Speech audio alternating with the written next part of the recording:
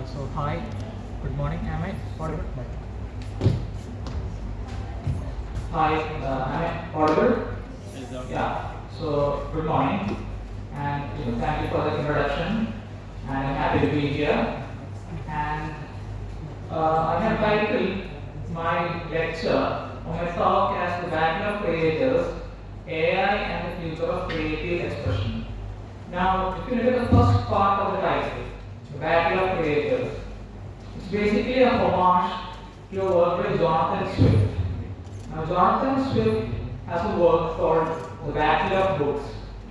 I hope you are familiar with Jonathan Swift. He's supposed to be a satirist, right? He wrote a lot of satirical works. So, The Battle of Books is supposed to be, a satirical work about a literal battle between ancient books and modern books. Okay? Ancient writers or modern writers. And modern as in not modern according to today's definition, but based on the idea of modernity at the time of Jonathan Swift, based on his contemporaries. So I have borrowed and taken inspiration from Jonathan Swift for my lecture, The Battle of Creators. Now, in today's world, when you look at creator, creativity, authorship, what can you talk about? You have a binary system here. Like you have the human author and you have the AI author, with a lot of LLMs, right? I hope you're familiar with LLM, large language models like ChatGPT, Microsoft Copilot, Llama 3. Llama 3 is also called Meta AI on your WhatsApp, okay? And you have something called DeepSeek. So you have a battle, between the human creator, the human author, the human artist, and the artificial intelligence creator artist.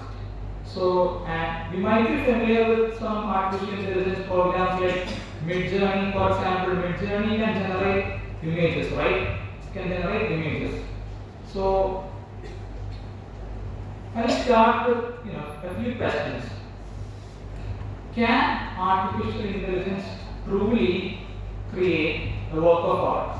Can it truly become an author in the definition of an author, in the strict definition of an author? What do you mean by an author or an artist? Someone who can create, right? We talk about the idea of creation, we talk about creations from the Bible. So what about the idea of the author, the authorial practice? When we look at literary criticism and theory and the history of criticism, there are multiple definitions for author, right? You have, let's say, if we look at structuralism or formalism, you have Ira Richards and William Emerson talking about poetry or the idea of creator. Then came deconstruction, then came structuralism. Then you have people like Foucault and Barthes talking about author functions and the depth of the author, right? So can these theories be applied to an artificial intelligence chatbot like ChatGPT? Can an AI produce a real work of art, or is it mere plagiarism? Or can you refer to something created by AI as intertextuality? We often talk about terms like intertextuality, right? In postmodernism, in post-structuralism. So, and can I ask another question? Is there any ethical issue if an artificial intelligence program creates a work of art? Is a work of art supposed to be the fault of human beings? Is it supposed to be the realm of human beings?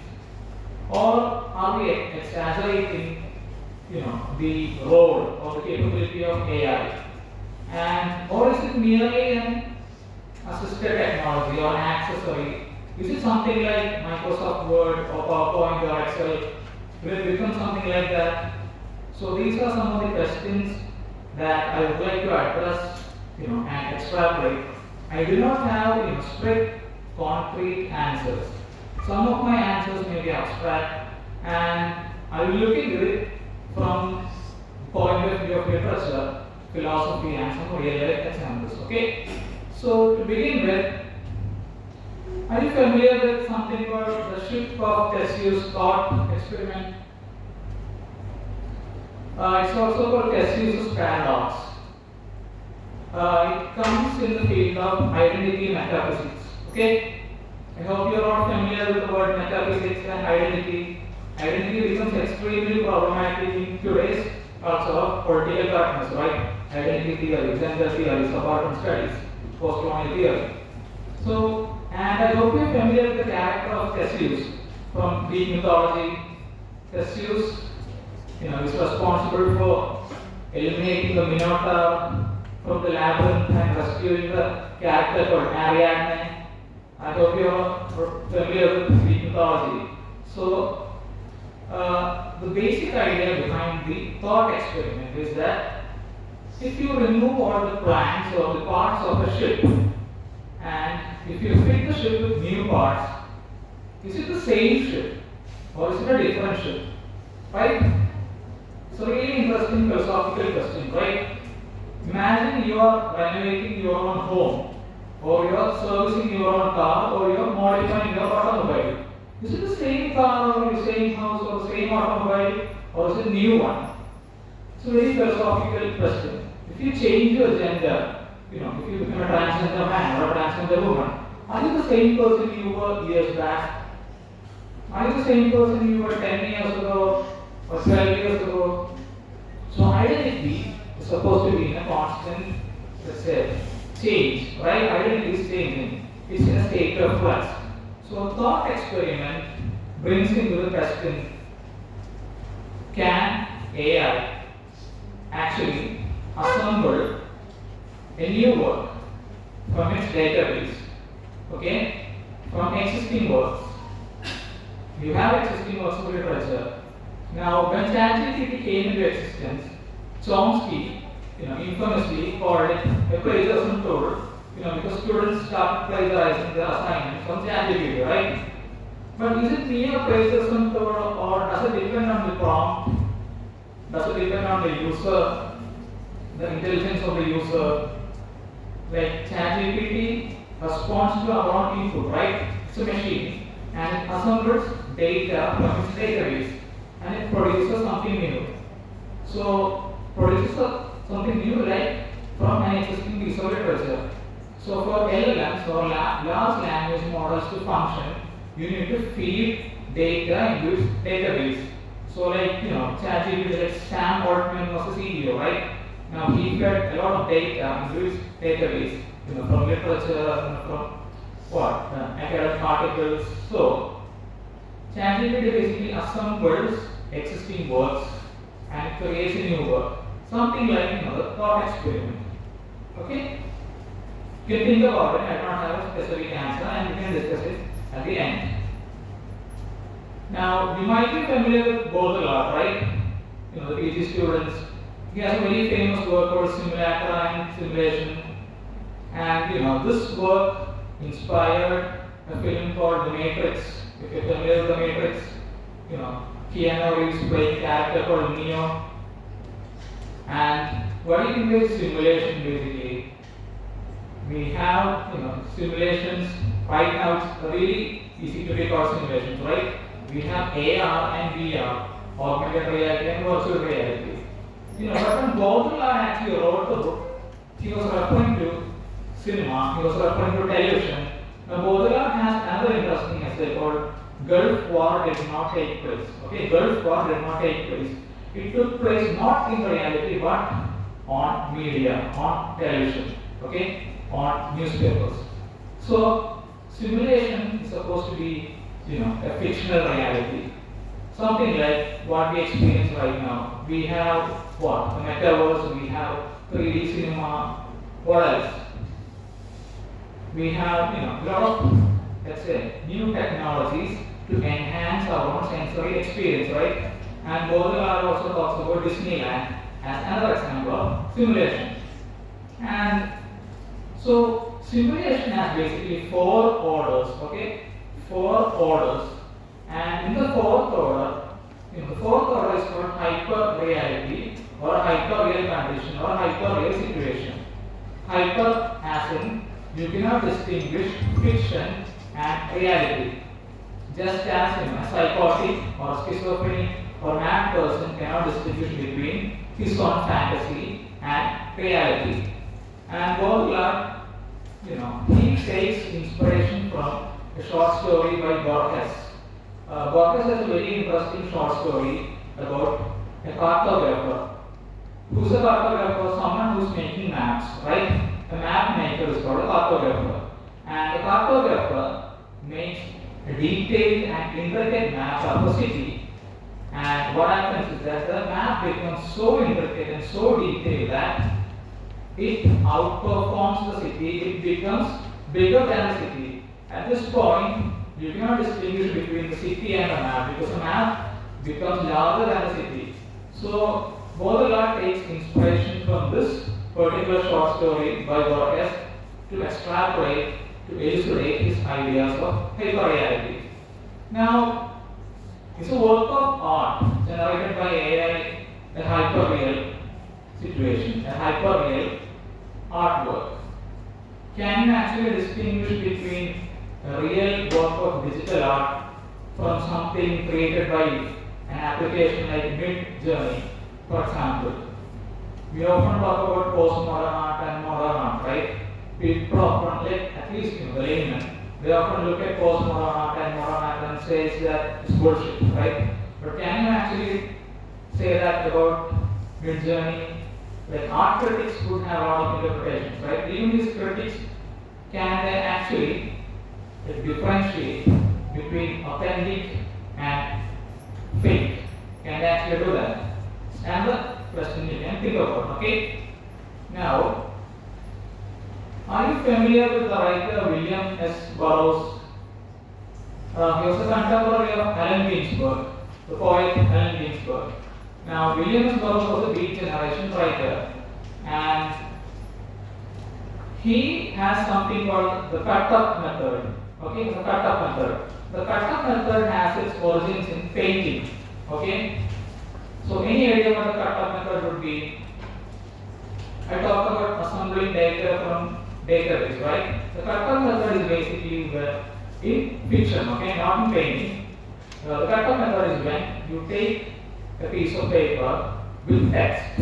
Like you take a magazine, you take a newspaper, you take novels, you take anthologies, you tear the pages, you fold it, and you cut it up, and you reassemble the text to form a new text. Okay?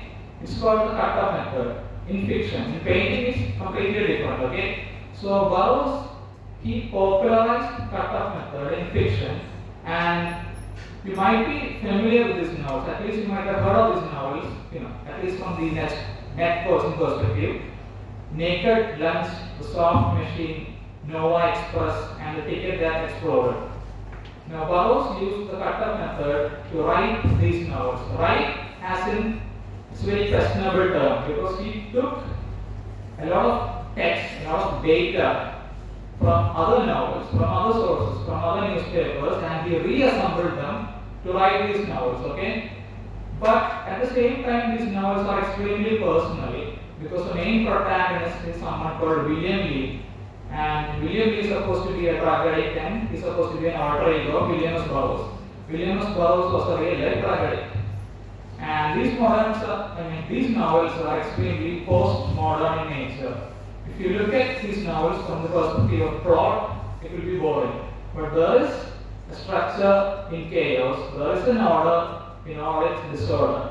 So, does ChatGPT use the cut-up method like William S. Burroughs? If William S. Burroughs were alive today, he would say that ChatGPT plagiarized his cut-up method, or computer programmers used his idea. Okay? You might be familiar with this short story, Epitaph, by Kurt Vonnegut. It was prescribed for the university, textbook, I think, years back. I'm not sure if it's available right now. And it's a story about a computer program called Epitaph, and the computer program falls in love with the programmer's girlfriend. And the computer program Epitaph, it writes poetry, for the programmer's girlfriend. And at the end, the computer program understands that it is merely a program. It cannot, marry the girlfriend, and it commits suicide, by self-destructing onto a high-power socket or something like that. So you might be familiar with a movie like this, a movie called Her, right? You might have watched that movie where a man falls in love with an artificial intelligence program, which is voiced by the actress Scarlett Johansson. Okay, it's something like our own. What was the name of that AI tool? Cortana. What was the name? You have that AI assistant on your mobile phones, right?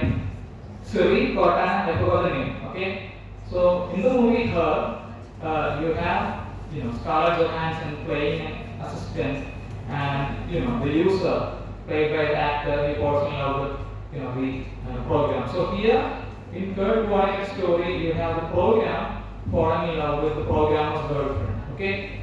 And it also raises, the question whether artificial intelligence actually, is it capable of true emotions, or is it mimicking emotions, right? Is it mere mimicry, or is it capable of true emotions? And we talk about sentience, right? We talk about the idea of singularity in science. Is it capable of consciousness? So these are some interesting philosophical questions. Now I'm coming back to Borges again. Okay. Now I'll begin with Don Quixote. Now you might be familiar with Don Quixote, at least the chapter till the windmill, right? The windmill chapter. Where Don Quixote and Sancho. I forgot his name. Slightly. Yeah, and they fight a windmill, right? You might be familiar with that. Now. Like when Don Quixote, when Cervantes wrote Don Quixote, it was supposed to be two books, right? Right now, in libraries or on Amazon or Flipkart, it's available as a single book, right? An 800-page or 900-page long book. But when Cervantes actually wrote Don Quixote, he wrote the first part, which is like 450 to 500 pages long, okay? And it became an instant hit and an instant classic. So what happened was, there were a lot of dummy copies or fake copies. A lot of people wrote their own iterations or versions of Don Quixote. And this forced Cervantes to write a sequel or a continuation or a second part to Don Quixote. Now, right now, the entire book is available as a single novel, right? A single text, but originally it was written as two different texts. And the second part, that Don Quixote is completely aware of the fact that he's a fictional character created by Cervantes.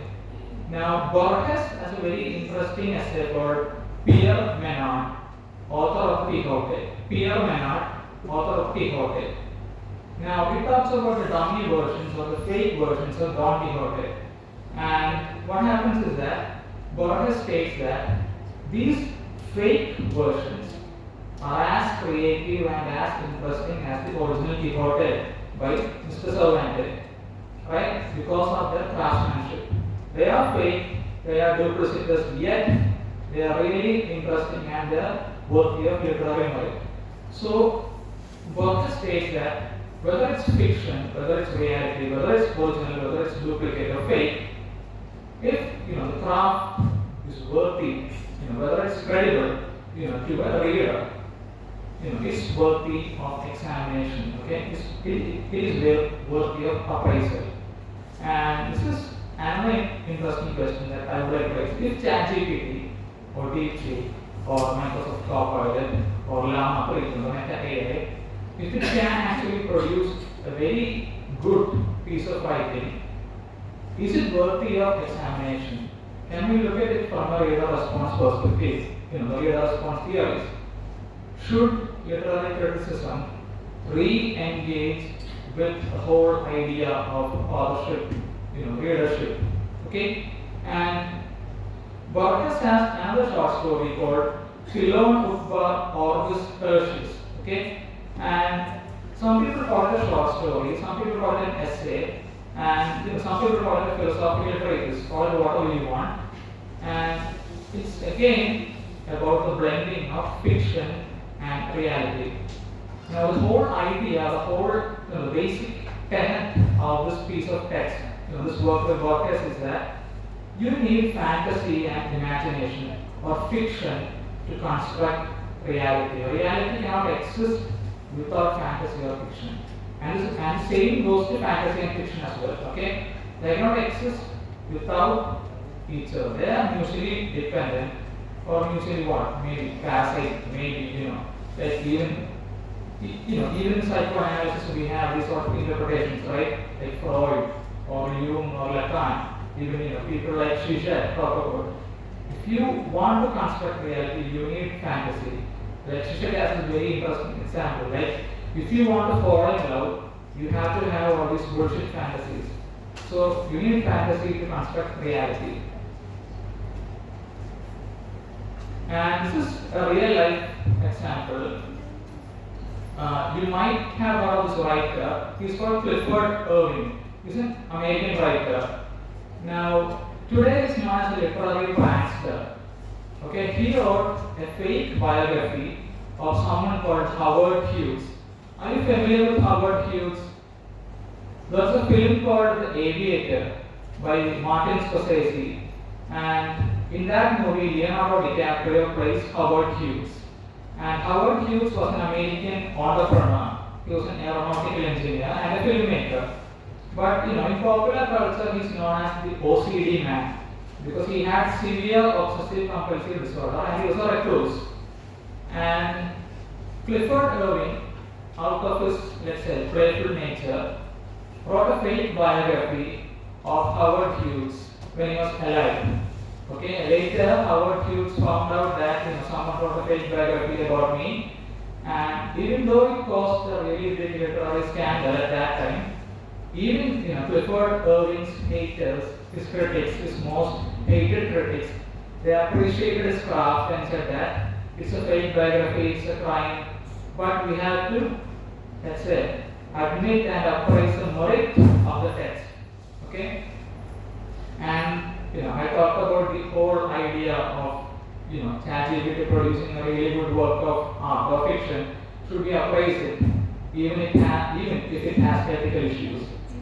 And the interesting thing is that people are more interested in reading the fake biography about Howard Hughes rather than the real Howard Hughes. Okay, so people are more interested in fake news rather than truth. Because truth is bitter and fake is more interesting. Okay, and this is a person similar to Clifford Irving.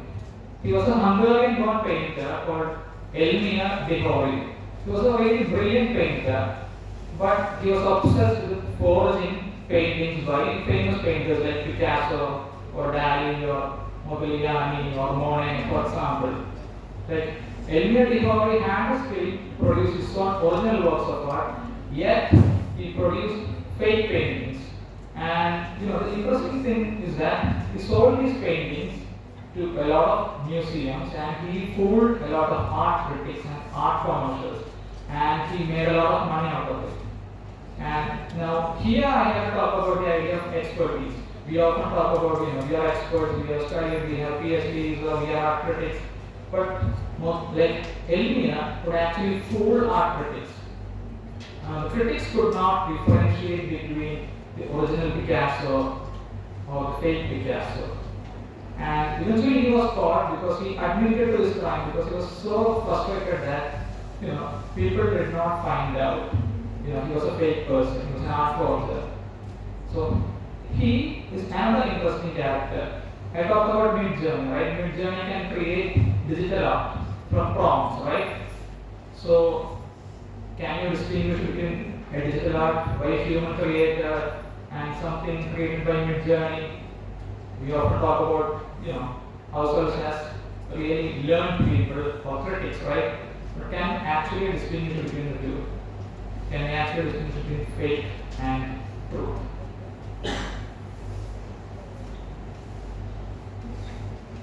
Now, if we compare artificial intelligence to the hoax, the literary hoax or the art hoax by Irving and Elmina, we talk about three things: intention and the question of value.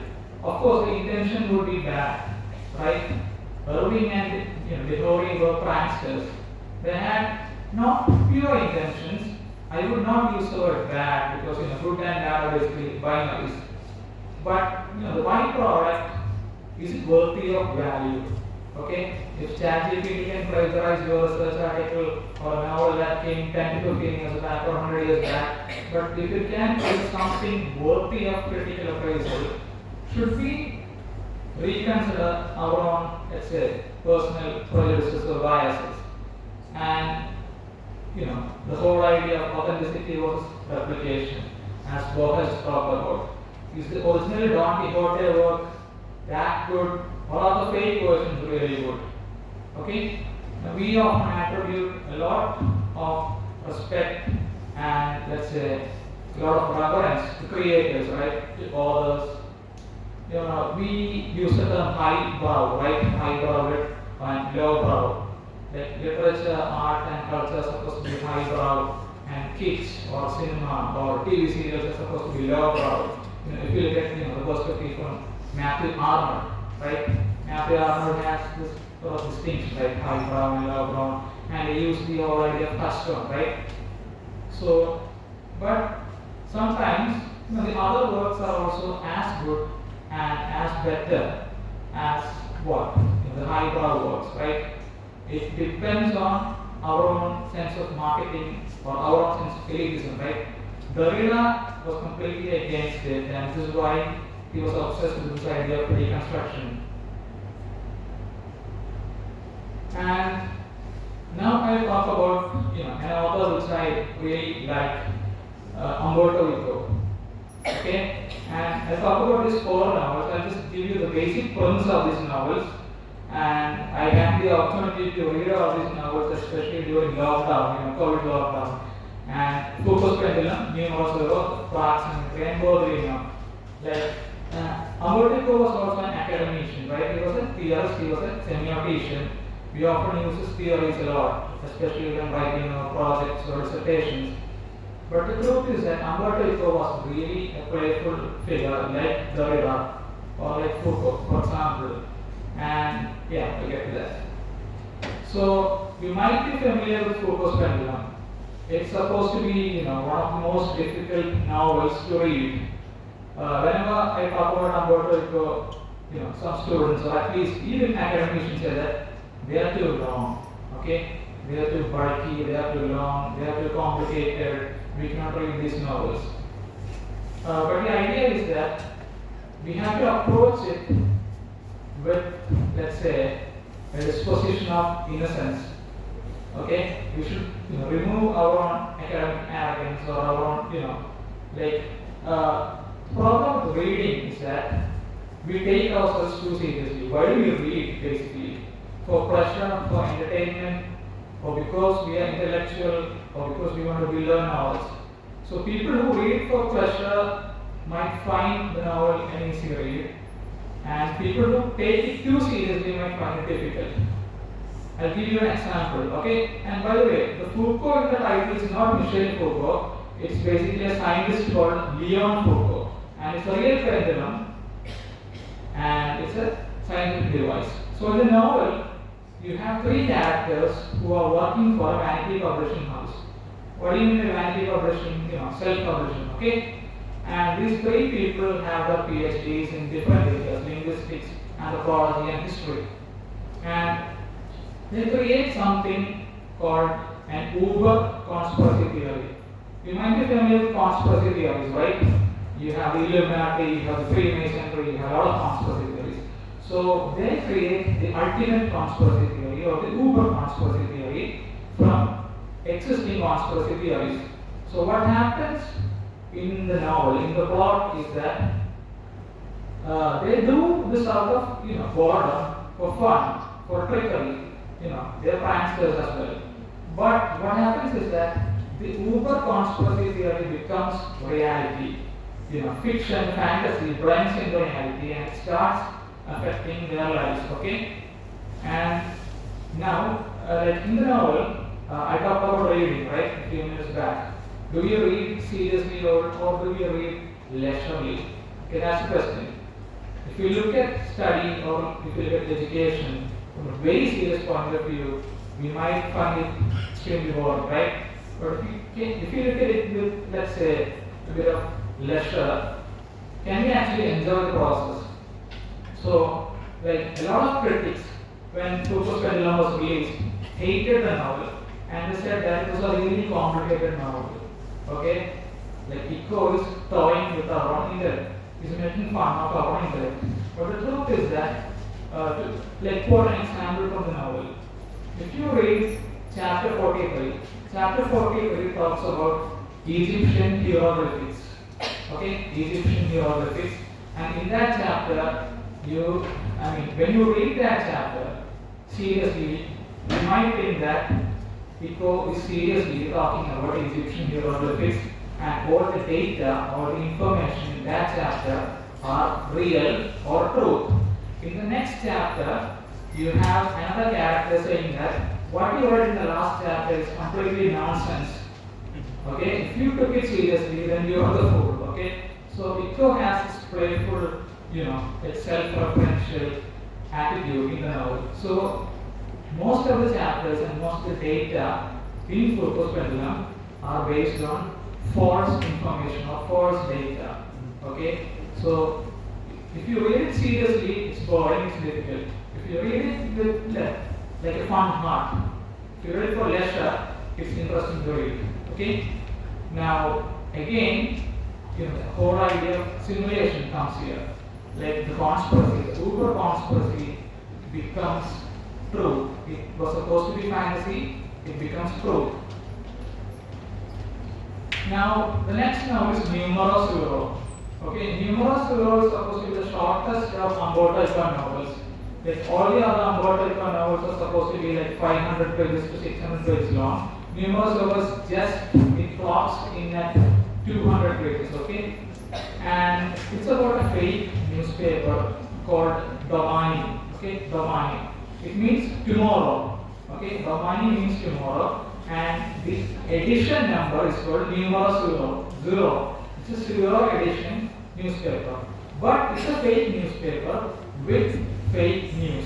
Now, this novel is extremely prescient, especially right now in times of fake news on social media, on the news channels or everything happening in the world. So Umberto Eco was extremely prescient, and he wrote something like this. It's about an editor working for a fake newspaper and writing fake news articles for the number zero edition.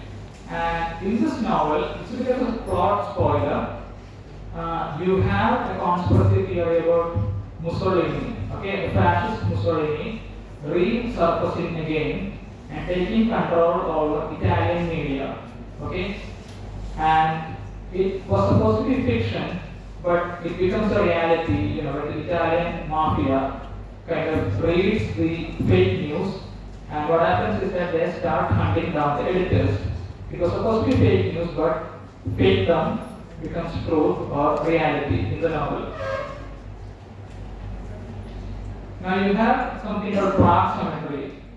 It's a big novel, it's like 650 pages long, and in Prague Cemetery, you have a character called Simonini, okay, and he describes himself as Odi ergo sum. You might be familiar with Cogito ergo sum, right? I think therefore I am. And in the novel, the character Simonini describes himself as Odi ergo sum, means I hate, therefore I am. Okay, I hate, therefore I am. And he's an extremely hateful person. He hates himself and he hates others. And he forges a document called the Protocols of the Elders of Zion. Okay, the Protocols of the Elders of Zion, and it's a very extremely anti-Semitic document. I hope you are familiar with the word xenophobia.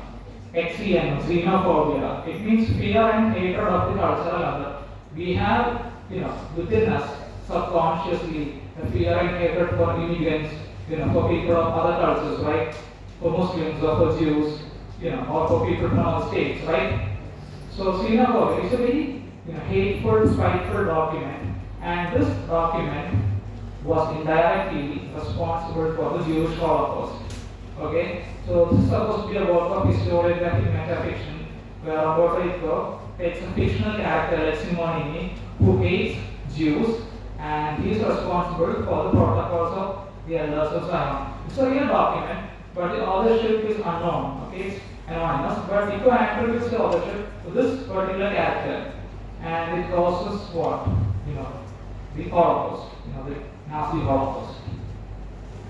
And finally, you have the novel called Baudelaire. So really a really interesting novel, and Baudelaire is supposed to be, it begins with his teenage years and it ends with his death. And each chapter is supposed to be a work of fantasy.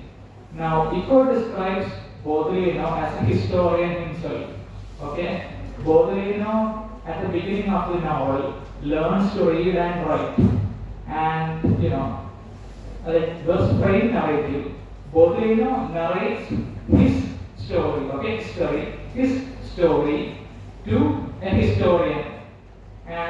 But at one point, the historian starts doubting the authenticity of these stories because these are phantasmatical stories or phantasmagoric stories. Okay, these are all fantasies. But the historian cannot prove that Baudelaire is a liar because Baudelaire, like Elmire Dihori, was an art forger. He was at all the important historical places and all the important historical events. But the historian cannot disprove Baudelaire. So Umberto at one point questions like, who is the real historian? Is Baudelaire the real historian who knows a lot of historical data, or is a learned historian with a doctorate the real historian? So fiction and reality kind of gets blurred here. And now to kind of conclude, I began with the idea of the creator, right? We attribute a lot of respect and reverence to the creator. And I began with a lot of questions, right? Can AI truly create a work of art? Or is there something wrong if AI creates a work of art? Like, can animals create a work of art? Is art or literature supposed to be the realm of thought of human beings? What do you think? And is human creativity rooted in experience and emotion? Okay, is art supposed to be personal and emotional? Of course, art is supposed to be personal and emotional, but if it's detached, like modern art or postmodern art, is there something wrong? And the question of ethical implication, like authorship. Who is the real author when it comes to AI? Is it the person who gives the prompt? Is it the user? You might be familiar with the word or the term prompt engineer, right? It's a speculative job that would come into existence at least by 2030, right? So, the person giving the prompt would he be a co-author, or would he be the real author, or should we call him the ghost writer? Okay, we have ghost writers, right? People who write books for famous people. So, is it a ghost writer or is it a real writer? So, who has a real creativity? Who has a real authorship? And what about the bias? I talked about the bias, right? Should we be biased towards the creative output produced by AI or artificial intelligence?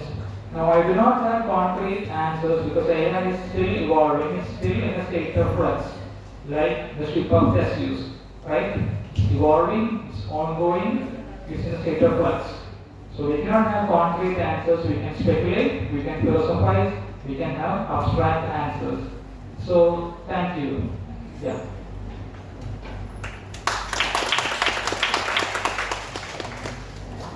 The floor is open for an interactive session.